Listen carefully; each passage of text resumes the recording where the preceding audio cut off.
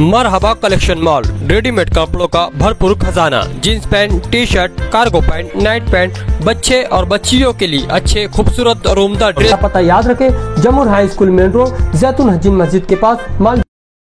बरोज जुमा 22 नवंबर को मैं अंसारी नदीम फनी वाला, हमने ये मालेगांव में खुशी का इज़हार रखे है कि हमारे लीडर आसिफ साहब इंशाअल्लाह कल, मुझको इतनी उम्मीद है अल्लाह पाक से कि हमने जो मेहनत करे है और जो आसिफ साहब को जो चाहने वाले लोग जो मेहनत करे हैं, तो इंशाअल्लाह कल 23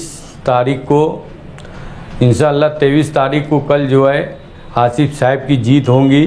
इसलिए हमने जो है आज 22 तारीख को हरी बूंदिया तकसीम की है।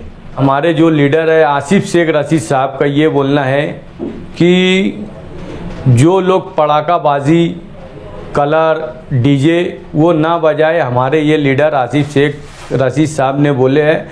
और मेरी भी यही गुजारिश है कि आप लोग से कि कोई की दिल आज़ारी ना हो। कल होने वाली 23 तारीख को हमको ऐसा लग रहा, अल्लाह से बहुत उम्मीद है कि इंशाअल्लाह जीत आसिफ साहब की होंगी।